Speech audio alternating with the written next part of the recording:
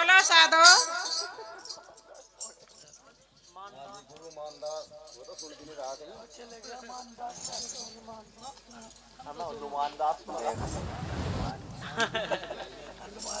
जा लिया कैसे गुरु जो चलो वो छोड़ के चले जा। हम तो अपने चलो को छोड़ के जाते नहीं। देखिए बताया जिस तरह पड़ गई ना ये मीरा नुगया जाग सखी जाग रही तेरे सतगुरु आए। सत्संग के अंदर इसलिए हंसने के लिए नहीं है। मीरा कहती है नुकहा सतगुरु आए म्हारे नगर में मैं पापन गई सो। देखो मीरा कितनी सुंदर बात कहती है। नुकहा सतगुरु आए म्हारे नगर में मैं पापन गई सो। आग लगो इस काया नगर में रोज फजीता। समझ गए ना। अर्थात जब मेरे सतगुरु महाराज इस नगर के अंदर आए उस टाइम मुझे नींद आ गई।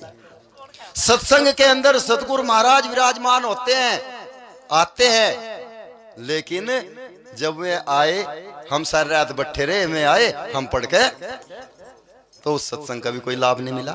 और सबसे बड़ा लाभ तो एक है, देखो यहाँ तो खैर इन्होंने लगा रखा मैटर सारा टेंट सा। कई बार ऐसा हो जाना कि सत्संग कर रहे नहीं सत्संग कर रहे थे, अब जब सत्संग हो रहा था जो करिए करोड़ी वाले चले आ रहे, बोल रहे भाई सत्संग की जो आदमी थे 5-7 आदमी थे, बोल रहे भाई सत्संग में अमृत की वर्षा हो, सत्संग में अमृत की वर्षा हो। सच में हो। अब ये चर्चा करते आ रहे थे। एक भाई साहब शराब पी रखी थी, उनने सुना, बोल रहे यार इस सत्संग की अमृत को देख लो आज कैसा हो यो। इस अमृत की वर्षा को देखो, सत्संग वाली अमृत वर्षा को देखो। उनके पीछे लग के चल दिया। सत्संग शुरू हुआ, अब सबसे पीछे बैठ गया दीवार के लग के। जब तक सुना अन्य सत्संग एक ऐसी चीज है बड़े बड़े सत्संगों को भी नींद आ जा। पीछे को दीवार कर लगा, लोट सी कड़वट सी नींद आएगी, सो गया। अब वहां एक कुत्ता आया, अब उसने पहले तो उसका मुंह चैटर फिर टांग ठेके कर गया काम। अब आरती होगी, आरती हो गए, बोले भाई चल प्रसाद ले, उसे बिठाया भाई प्रसाद ले, आरती होगी प्रसाद लिया। अब सत्संग में फिर चले जाए, उनके पीछे फिर हो लिया। बोले भाई साहब सत्संग में अमृत की वर्षा हो, सत्संग में अमृत की वर्षा हो। मैं तो कितने जा रहे थे, रुका नहीं गया भाई साहब पे। बोले बस थारे सत्संग में अमृत की वर्षा तो हो, पर यो थारा अमृत तो जरा खरा खरा लगे। भाई कहने का मेरा मतलब है सत्संग में बैठ के देखो कभी खारा खारा ही भी ना सुना हो, जो सो ना करो जागने वाला को धोता हुआ नहीं वो। लेकिन सोने वाले का पता नहीं। तो खैर देखो अब आपके सामने महात्मा सोमपाल दास जी वारे और 2 साखी और एक भाई बड़ी सुंदर वाणी आपके सामने सुना रहे।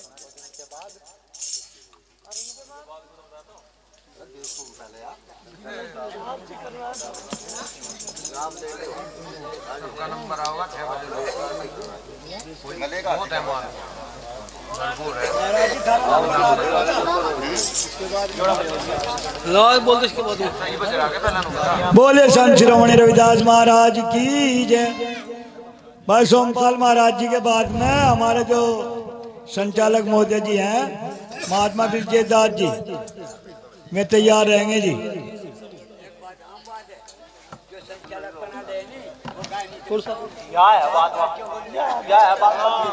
हम तेरे साथ हैं।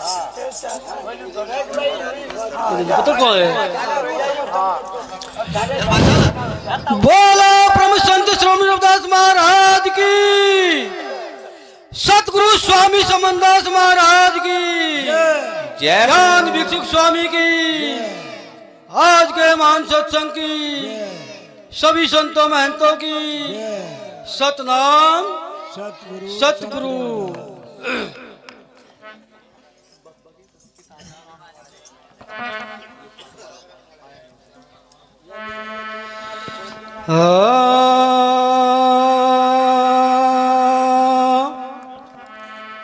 हाँ गुरुदेव तू ही आओ सतगुरु मेरे हृदय बसो, मेरे काटो विघन कलेश। ज्ञान ध्यान के कारण गुरु मत पूजा करो हमें। हाँ तू ही तेरा नाम सही, तू ही तीन लोक सरताज। पानी से पिंड रचे अलक पुरुष निर्वाण। अलक पुरुष निर्वाण रे ताकू लखे न कोई। ताकू तो वे लखे जो निज वे घर का हो। निज वे घर का हुआ तो क्या हुआ, कोई तंत्र तले का हो। तंत्र तले का सूरमा कोई शब्द विवेकी हो। शब्द विवेकी पार की गुरु सिर मस्तक के मोड़े। हाँ सब संतों को मेरी बंदगी अपनी जोड़े।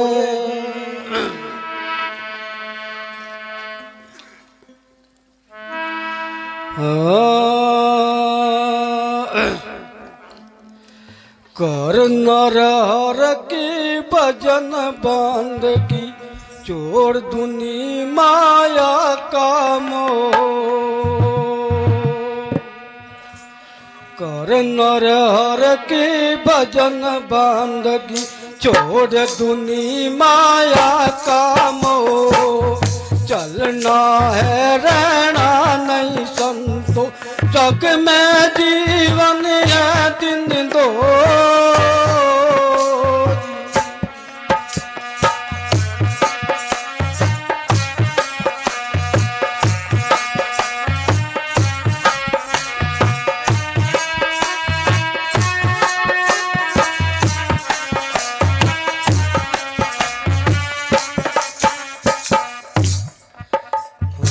माया पुत्री शारद की कहिए, मैं बालक बिरमा का जो।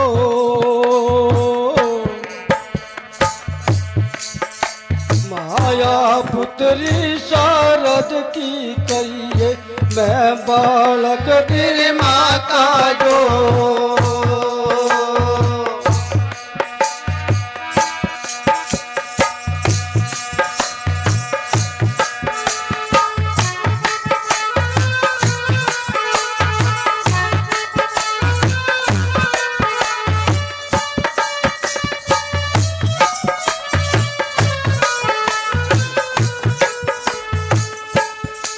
माया पुत्री शारद की कहिए, मैं बालक बिरमा का जो।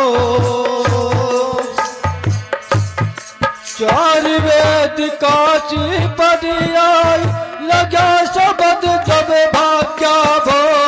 कर मन हर की भजन बंदगी, छोड़ दुनी माया का हो। चलना है रहना ही जग में, जग में जीवन है दिन दो।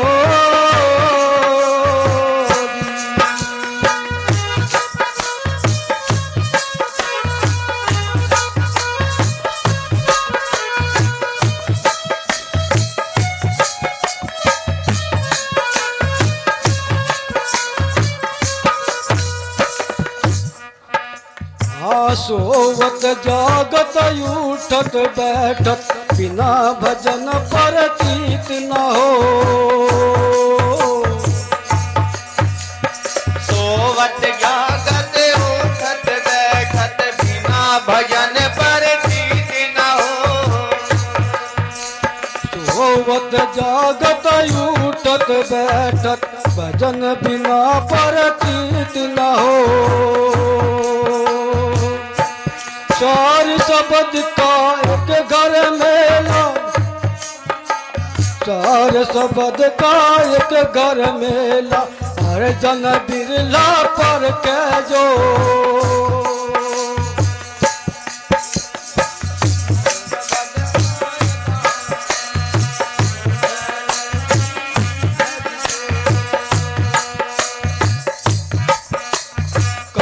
मनहर की भजन बंदगी छोड़ दुनी माया का मोह चलना है रहना नहीं जग में जीवन है दिन दो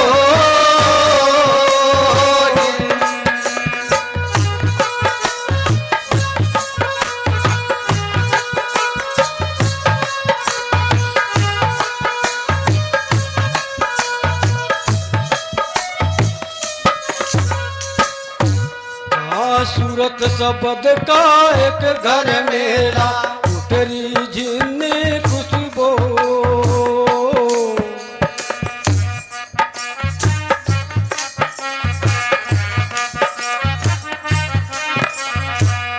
सूरत शब्द का एक घर मेरा उतरी झिन्नी खुशबू अनुभव शब्द गुरु मुख बाणी लगे बाण धड़ हो जा दो कर मनहर की भजन बंदगी छोड़ दनी माया का मोह चलना है रहना नहीं बनते जग में जीवन है दिन दो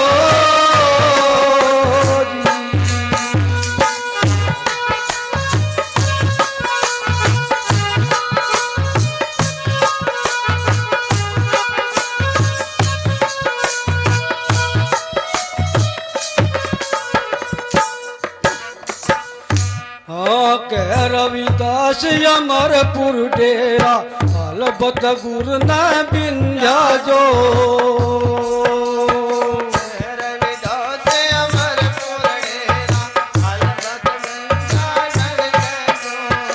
कह रविदास अमरपुर डेरा अलबत गुर न बिंध्या जो पाप पुण्य नारा खेल जोगी ना हो कर मनहर की भजन बंद छोड़ दुनी माया का मोह चलना है रहना नहीं बंदे जग में जीवन है दिन दो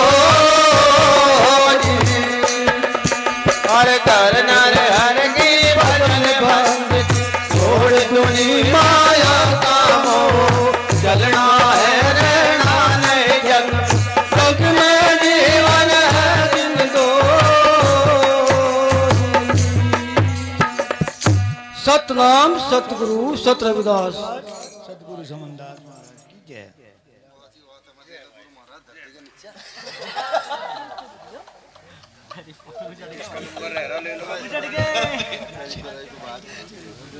संचालक नहीं बढ़िया लगा ना बता रहा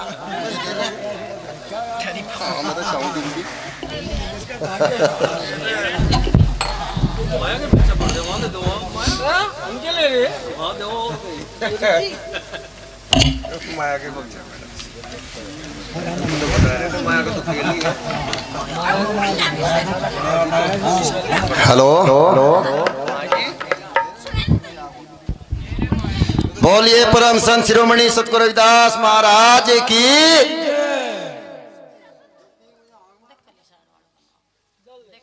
देखो अभी बताया उन्होंने कहा कह रविदास अगमपुर डेरा अलबत गुर ने बिंदा जो पाप पुण्य से न्यारा खेले सो जोगी मस्ताना हो जो पाप से और पुण्य से अलग रहता है वही जोगी मस्ताना होता है। खैर चलो नंबर भाई इन्होंने दिया। देखो मुझे आज तीसरा दिन है और इसी तरह कंटिन्यू चल रहा मामला। कल को खतौली में है दिन में प्रोग्राम और रात का फिर हरिद्वार में है तो हालत तो खराब हमारी भी है, लेकिन भाई ये शक्ति गुरु महाराज की समनदास जी की है, गुरु रविदास जी महाराज की है जो हम चल रहे। देखो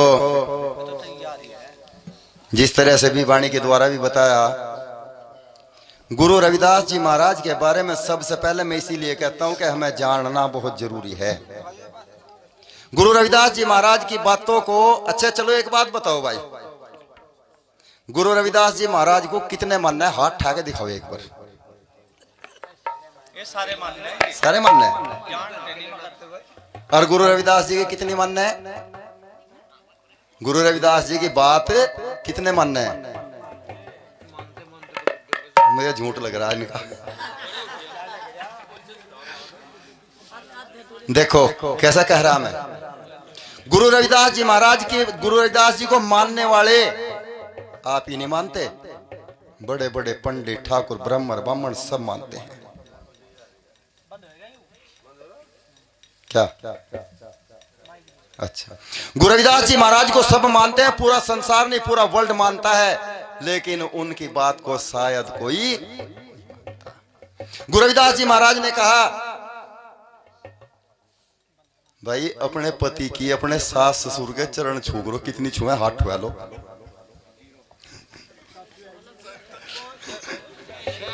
मतलब इसलिए कहा ना मैंने, क्योंकि उनको मानना आवश्यक नहीं है, उनकी बात को मानना आवश्यक है।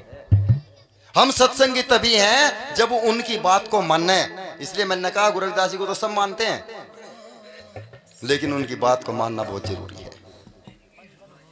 सत्संग तो हम करते हैं, सत्संग है क्या? मैंने कहा था सत्संग, बादशाह सिकंदर का नाम तो सबने सुना होगा ना। बादशाह सिकंदर ने यहाँ, भाई एक मिनट को बैठ जाओ। बादशाह सिकंदर ने यहाँ बहुत कुछ जीत लिया, सब कुछ तो जीत नहीं पाया, लेकिन बहुत कुछ जीत लिया। और वो जीतता कैसा है? जिधर को चलता था खून की नदियां बहा देता था, कत्ल करता था, बहुत कुछ जीता।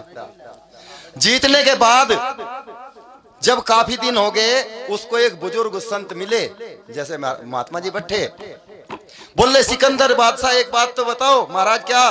कि तुमने जो इतना कुछ ये जीत लिया, खून की नदियां बहाई, कत्ल किए, अब एक बात बताओ, इसका भोग कब तक भोगोगे? तो मरना भी तो है। बोले मरना है इनको? हाँ, ध्यान तो सुनना, बड़ी काम की बात बता रहा। बोले मरना है इनको? मरना क्या हो? उसे पता ही नहीं था इस चक्कर में। बोले भाई मरना तो सबको है, यहां से मुझे मरना थी, ये मरना। दिमाग में बात बैठ गई। जितने भी दुनिया के अंदर पंडित, मुल्ला, मौलवी, विद्वान, संत, महात्मा जितने भी थे, सबको इकट्ठा कर लिया पूरे भारत के अंदर से। 10, 15, 20 हजार आदमी हुए, सभा लगा दी गई, सबको बैठा दिया गया। जब बैठा दिया, महाराज ने दरबार से कहा भाई, अपने मंच से घोषणा करी, भाई मैंने जो इतना कुछ जीता, इसको जीतने के बाद मुझे पता लगा कि अब मरना है, मौत तो आनी है, अब नहीं तो 10 साल बाद आएगी, निश्चित है। बोले जी ये तो सच्चाई है। बोले मुझे कोई ऐसी विधि बताओ जिस विधि से मैं इसका कम से कम 500-700 साल तक भोग सकूं, या तो ऐसी विधि बताओ, और अगर नहीं बताते तो सबका खत्म कर दूंगा। एक संत थे, बड़े बुजुर्ग संत थे, उठे, बोले महाराज आप 500-700 साल नहीं, 1500 साल तक इसका भोग सकते हो। बोले 1500 साल? बिल्कुल। कैसे भोग सको? बोले महाराज आप भोग सकते हो, लेकिन जिस कार्य को मैं बताऊंगा वो कार्य आपको अकेले करना होगा, दूसरा कोई आपके साथ में नहीं होगा। शायद संत ने सोचा हो भाई अकेला करेगा, 5-4 साल 10 साल उंगई ढूंढता रहेगा, कहीं से मिलना तो कुछ है नहीं, उंगई मर मुरा जाएगा, अपने कम से कम 10-20 हजार विद्वान तो बचे। बोले वो क्या है? बोले महाराज आपको अमृत की खोज करनी पड़ेगी, अगर आपको अमृत मिल गया तो आप समझ लो 1500 साल तक इसका भोगोगे। बोले अमृत है कोई चीज? बोला बिल्कुल है, अगर खोजोगे तो मिलेगा। 1500 साल का लालच आ गया। खोजने के लिए सभा चली गई, निकल लिया। 5-6 महीने खोजते खोजते हो गए। जब उसने खोजा तो वो अमृत कुंड उसको मिल गया। जब अमृत मिला, 5-6 महीने की जो थकान थी पल भर में साफ हो गई, क्योंकि बड़ी बड़ी गुफाओं में, बणों में, कंदराओं में गया, अमृत कुंड मिल गया। मिलने के बाद 10 मिनट बैठा, आराम किया। जैसे ही पीने के नाम की अंजलि भरी, एक आवाज आई, बादशाह ठहर, पहले मेरी बात सुन। पानी छोड़ दिया, चारों तरफ को देखा, कोई नजर नहीं आया। बोले तेरा बहम है, इस गुफा के अंदर कौन है? फिर से पानी की अंजलि भरी, पीने के नाम का तैयार हुआ। जैसे ही पीने के नाम का तैयार हुआ, फिर आवाज आई, बादशाह बाद में पीना, पहले मेरी बात सुन। चारों तरफ फिर देखा, आवाज कहां से आ रही थी? एक पत्थर के ऊपर, एक चट्टान के ऊपर एक कौवा बैठा हुआ था। उस कौवे के ऊपर ना कोई पंख थे ना कुछ था, छुला छुला बैठा।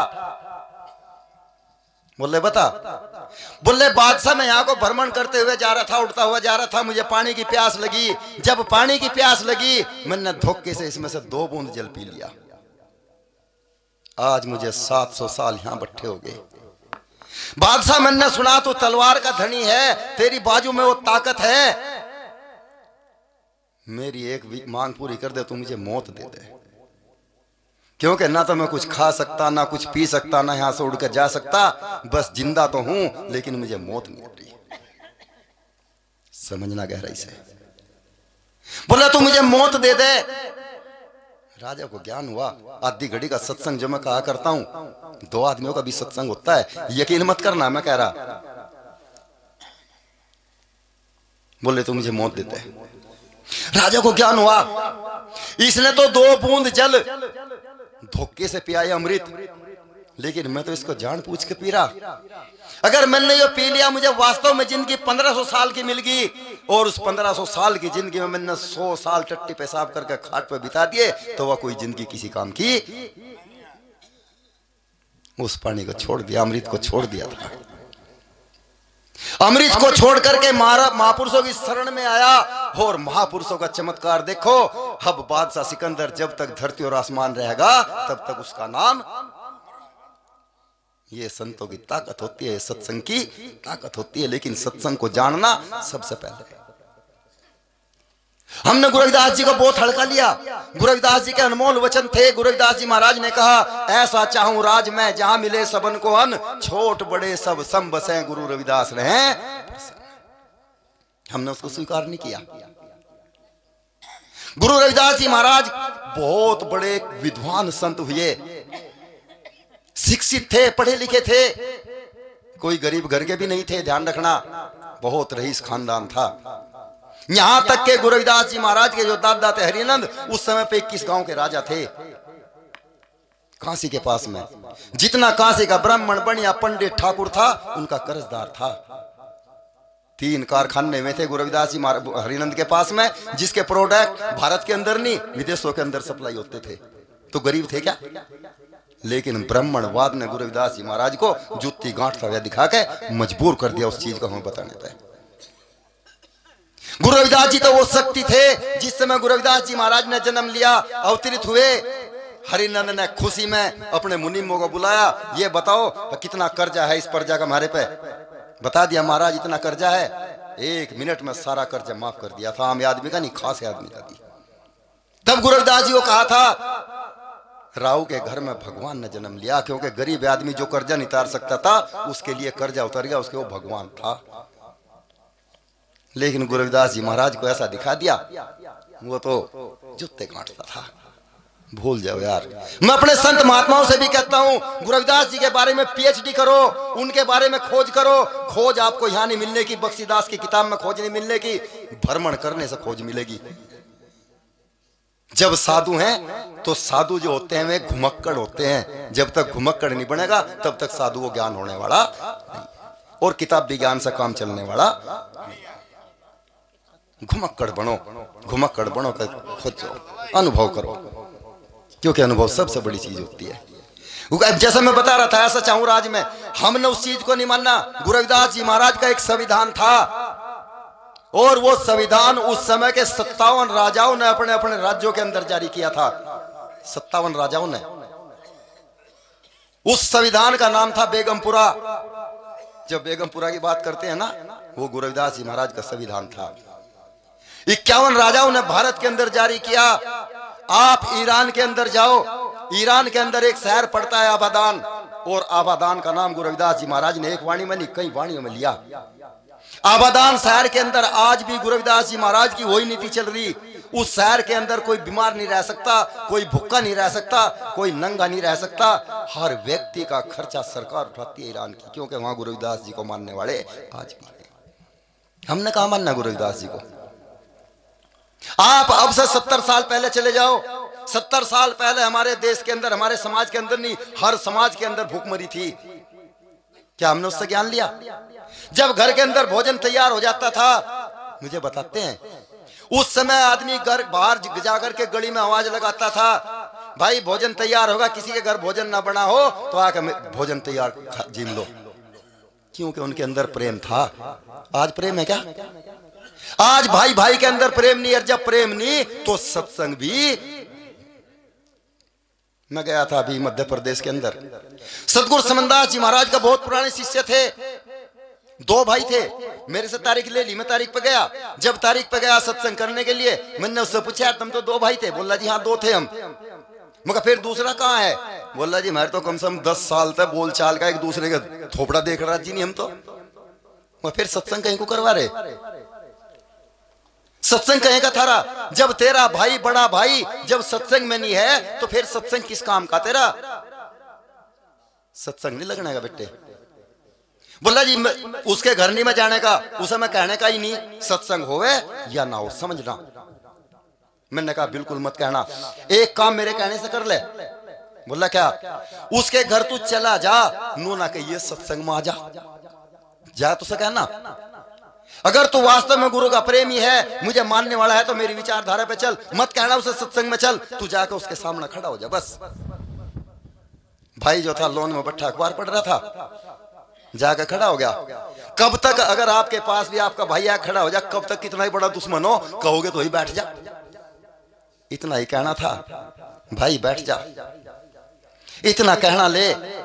इतना कहते ही छोटा भाई बड़े भाई के पैरों में पड़ गया। बोले भाई मेरे से बहुत बड़ी गलती होगी, मैंने 10 साल नरक में काट दिए, बर्बाद कर दिए, मेरे से गलती होगी।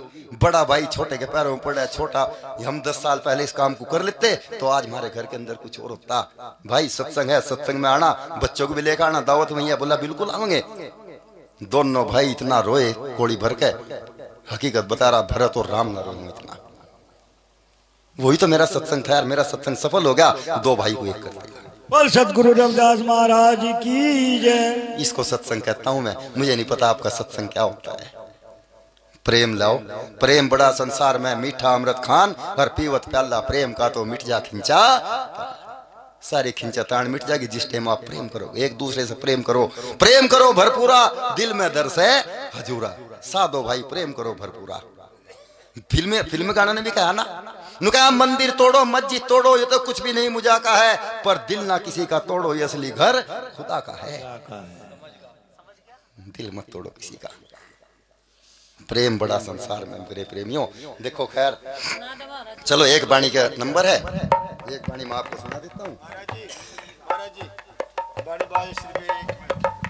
कोई थोड़ा सा पर्सनल है बात का, मैंने जवाब देने का नहीं, जवाब नहीं देना, जवाब नहीं देना। बोली सतगुरुदास महाराज की। अभी थोड़ी सी बाहर डिस्कस हुई थी भाई भगत जी, वो मैं नाम भूल गया उस गांव का, वो खड़ा हुए और बताए बात आकर क्या कहना चाह रहे थे। नहीं जोड़े पर जोड़ दिया भाई, सिर्फ ये बात कही उन्होंने, बस वहीं रुक जा, बस वहीं रुक जा बस। भाई जब समाज में कोई भी बात होती है, कोई भी बात होती है किसी प्रकार की, या कोई सेवक गलत कर रहा है या महात्मा गलत करवा रहा है, भी उस बात का निर्णय क्यों नहीं करते, उस बात का क्यों नहीं करते। तो मैंने कहा, मैं कहा भाई अगर मैंने किसी को कह दिया, चल मैं गलती करा, ब्रिजेश ने मेरे को कह दिया, ब्रिजेश के साथ तो 10 बंदे, मेरे पास 100 बंदे, इसकी थोड़ी चलने देंगे। वो तो जब आप लोग सारा उस बात का करेंगे तो तभी सुधार आ सकता है, नहीं वरना सुधार आने वाला है नहीं। तो गुरु प्रेमियों, कहीं महात्मा ने कुछ गलत काम कर दिया और समाज में घूम रहे, मिश्रण का भी नाम गंदा है और गुरु का भी नाम गंदा है, और सबसे गंदे वो लोग हैं जो उन लोगों ने अपने घर में बिठाते हैं। क्यों जी? तो मैं तो सिर्फ ये कहूंगा भाई, चाहे मैं हूं, चाहे ब्रजेश है, चाहे कोई महात्मा और भी है, एक तो झोला छापों से सावधान हो जाओ। महात्मा को हारे और घर चला रहे और गृहस्थों को लूट लूट कर खा रहे। नंबर 2, जो गलत कार्य कर रहे, चाहे वो किसका रिश्तेदार है, चाहे किसका प्यारा है, चाहे किसका गुरु है, उसको घर में मत पड़ने दो। गलती आप लोगों की होगी। अगर वो नहीं मानता है, सूचना दो, हमारे को दो या इनको दो, किसी और को दो, उसका प्रबंध खुद हम अपने आप करेंगे। सतनाम सतगुरु। क्यों जी? चलो बोलिए परम संत शिरोमणि गुरु रविदास महाराज की। प्रेमियों,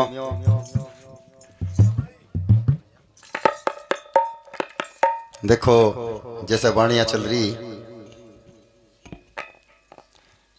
अब से बहुत दिन पहले एक संत हुए नामदेव छिंपी।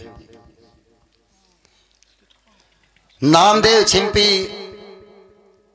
का बहुत प्रचार प्रसार हो चुका था, यहां तक कि उसके प्रचार से, जो सतगुरु महाराज का प्रचार वो करता था, उसके प्रचार से सबके सब जलते थे, क्योंकि वो सत का प्रचार करता है। और सत का प्रचार जब करते हैं तो उसके पीछे तो दुनिया पड़ती है। वो भी सत का प्रचार करता था। जब किसी की कोई बस ना चली तो उस समय के बादशाह थे सुल्ताना, उनके पास में प्रजा गई, महाराज इस तरह बात है, उसको रोको। वो अपने गुरु का एक अलग ही सब कुछ छोड़कर गुरु का प्रचार कर रहा, गुरु को भगवान परमात्मा कह रहा कि अच्छा नको। हाँ, क्या काम किया? बादशाह ने एक परवाना लिख दिया और परवाना लिख करके नामदेव के पास में भेज दिया। जब नामदेव के पास में परवाना गया, नामदेव ने उसको पढ़ा। उस परवाने का मजमून क्या था, वो इस भजन के द्वारा बताया जा रहा। एक बहुत अच्छा रास्ता है और ये उनके लिए करारा तमाचा है जो चमार जाति में पैदा होकर और दूसरे धर्मों में जा रहे। कोई ईसाई बन रहा, कोई कुछ बन रहा, ये करारा तमाचा है। नामदेव छिंपी से सीख लो। नामदेव छिंपी से कहा, नामदेव या तो इस्लाम धर्म कबूल कर ले, नहीं तो तुझे मौत निश्चित है। नामदेव छिंपी को अपने सतगुरु महाराज पर पूर्णतः विश्वास था। तो नामदेव छिंपी के उस परवाने के अंदर क्या जवाब था, क्या मजबून था, उसका थोड़ा सा बखान है। कैसे बताते हैं?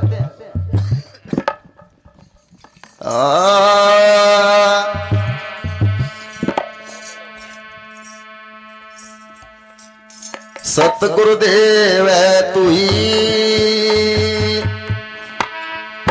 आया था, किस काम को रे किया कौन सा काम है? परम पिता को भूल कर बस कमा रहे धन धाम, कमा रहे धन धाम, रोज उठ कर तलवारी, छल कपट से माया जोड़ी बन गए माया धारी।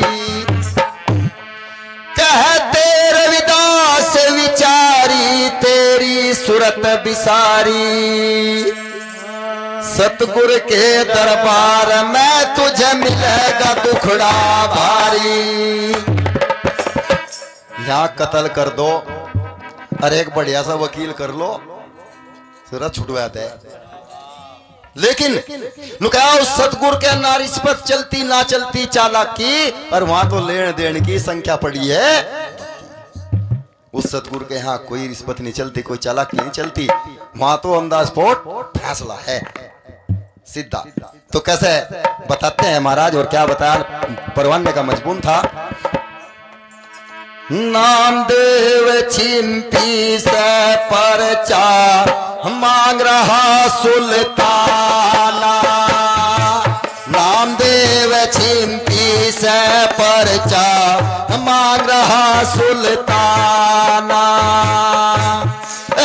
मांग रहा सुल्ताना, परचा मांग रहा सुल्ताना, नामदेव छिंपी से परचा मांग रहा सुल्ताना, नामदेव छिंपी से परचा सुल्ताना, ओए मांग रहा सुल्ताना, परचा मांग रहा सुल्ताना, नामदेव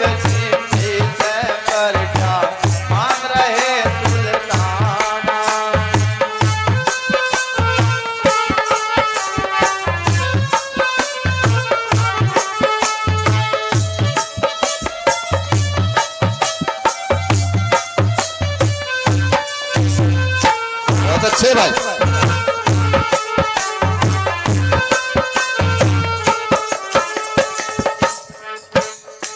कह बादशाह सुनो नाम देव मरी हुई गाय जीवाड़ा।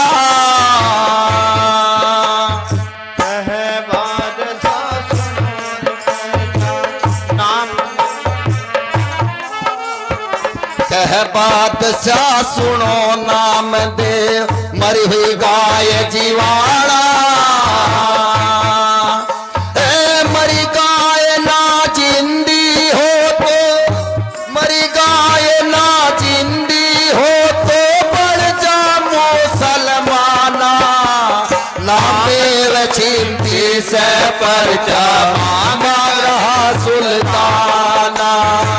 नामदेव छिंती से परचा मांग रहा सुल्ताना। मांग रहा सुल्ताना परचा मांग रहा सुल्ताना। नामदेव छिंती से परचा मांग रहा सुल्ताना।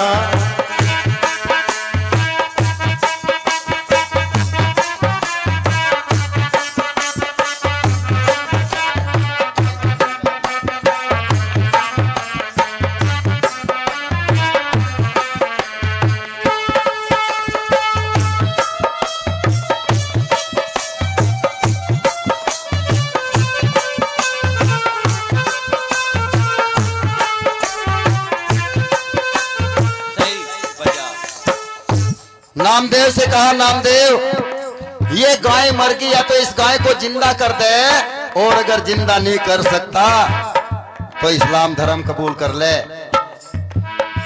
ये बात नामदेव की माँ के कानों पड़ गई, और नामदेव की माँ नामदेव के पास में जाकर के नामदेव से क्या कहती है, जरा ध्यान से सुनिएगा। नामदेव की माता बोली तू बेटा मेरे यारा। नामदेव की माता बोली तू बेटा मेरा यारा। नामदेव की माता बोली तू बेटा मेरा यारा। दिन धर्म को छोड़ कर बेटा, दिन धर्म को छोड़ कर बेटा बन जा मुसलमाना। नामदेव छिंती से परचा मांग रहा सुल्ताना। नामदेव छिंती से परचा मांग रहा सुल्ताना। मांग रहा सुल्ताना रे परचा मांग रहा सुल्ताना। नामदेव छिंती से परचा मांग रहा सुल्ताना। सतगुरु रविदास महाराज की सतगुरु शबनदास महाराज की।